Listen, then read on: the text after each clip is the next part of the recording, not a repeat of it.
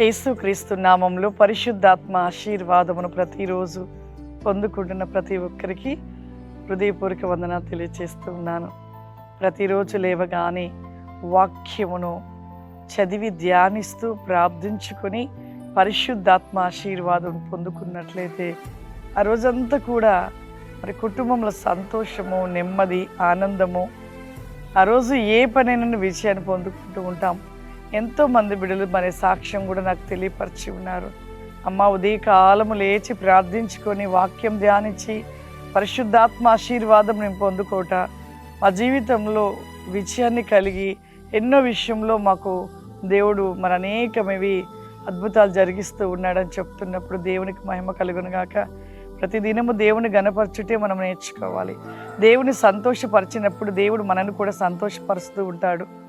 ఈరోజు పరిశుద్ధాత్మ దేవుడు మనకిస్తూ ఉన్న వాగ్దానము 2 కొరింథీయులకు రాసిన పత్రిక 12వ అధ్యాయము 7వ వచనము. నాకు కలిగిన ప్రత్యక్షతలు బహు విశేషముగా ఉన్నందున నేను అత్యధికముగా హెచ్చిపోకుండా నిమిత్తము నాకు శరీరములో ఒక ముళ్ళు నేను అత్యధికముగా హెచ్చిపోకుండా నిమిత్తము నన్ను నలగగొట్టుటకు సాతాను యొక్క దూత ఉంచబడెను. పౌలు గారు కూడా నిజంగా ఆ యొక్క జీవితంలో దేవుని ప్రత్యక్షత చూశాడు.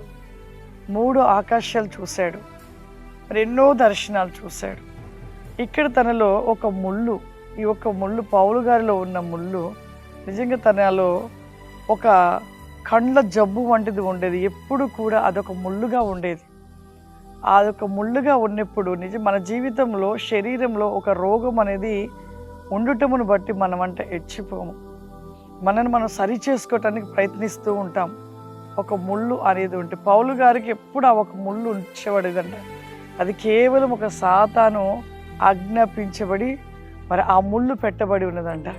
అవి ఒక వ్యక్తి హెచ్చిపోకుండా కొంతమందికి సేవలో కానీ ఇంకా ఏ విషయంలో కూడా ఒక అధికారంలో కానివ్వండి, ఒక అధికారం రాగానే చాలా గర్వం వచ్చేస్తుంది.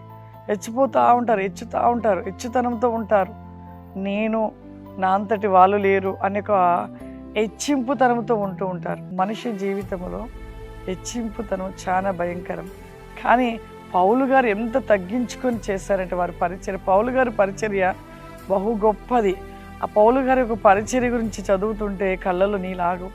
నిజంగా వారు చేసిన పరిచర్య మరి ఎంత తగ్గించుకొని, ఎంత నలగగొట్టబడి తన శరీరంలో ఒక ముళ్ళుగా ఉంటున్న అనారోగ్యమైన స్థితిని కలిగి కూడా ఎప్పుడు కూడా ఎక్కడ పరిచర్యలో ఆగలేదు. మరి ఎంత బాధ ఉన్నా కూడా దేవుని యొక్క పరిచర్యను, దేవుని యొక్క పని చేటుకు పరిగెడుతూ ఉండేవారు పౌలు గారు. మరి ఆ ముళ్ళును బట్టి ఎక్కడ కూడా కృంగిపోలేదు. అంటే ఒక వ్యక్తి జీవితంలో ముళ్ళు అనేది ఉండటము అది మంచిదే. చాలామంది నాకు ఎందుకు ఈ జబ్బు వచ్చింది, ఈ జబ్బు తీసేయచ్చు కదా ప్రభా. కొద్దిమంది జీవితంలో ఆ జబ్బు పోకపోతే ఏడుస్తూ బాధపడతారు. ఎందుకయ్యా నాకు ఈ జబ్బు నాలో ఉంది, ఇది తొలగించలేవా ప్రభా. దేవునికి తెలుసు ఆ జబ్బు తీసివేయాలా, ఉంచాలా, స్వస్థపరచాలో దేవునికి తెలుసు. కానీ మనం ఏం చేస్తామంటే త్వరపడుతూ దుఃఖపడుతూ దేవుని అడుగుతూ ఉంటాం. కానీ ప్రభా నీ చిత్తమే నాకు కావాలి, నీ కృప నాకు చాలు అంటున్నాడు పౌలు గారు.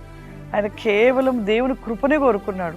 అంత ముళ్ళుగా, అంత బాధలు అన్నీ వచ్చినా కూడా ఎప్పుడు ప్రభువుని ఒకటే మాట, అయ్యా నీ కృప ఉంటే నాకు చాలయ్యా అనేవాడు. మనము కూడా అంతే. ఎంతటి శ్రమ అయినా, ఏ ముళ్ళు మనలో ఉన్నా, ఏ ముళ్ళు వంటి అనారోగ్యం ఉన్నా, అది తొలగకపోయినా ప్రభువా నీ కృప నాకు చాలు అని ఎప్పుడైతే మనం అనుకుని దేవుని గణపరుస్తామో దేవుడు ఎంతో సంతోషిస్తాడు. మరి ప్రతి మనిషిలో ఉంటున్న అనారోగ్యాలను బట్టి దుఃఖపడద్దు, బాధపడద్దు, కృంగిపోవద్దు.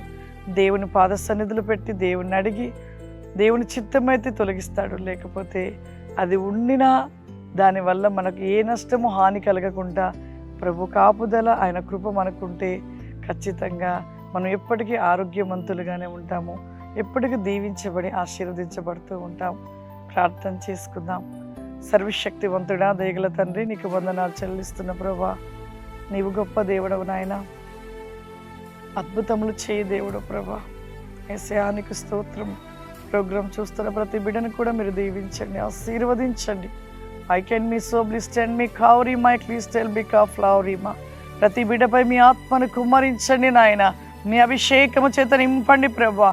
గ్లీజ్ అవాస్టి కౌరీ మై క్లెంది కౌరీ మై కెన్ కా ఫ్లవరీమా వికాస్టి కామ్ది మై గ్లీజ్ అవాస్టి గ్లోరీ బ్లారాస్తి కమాందర.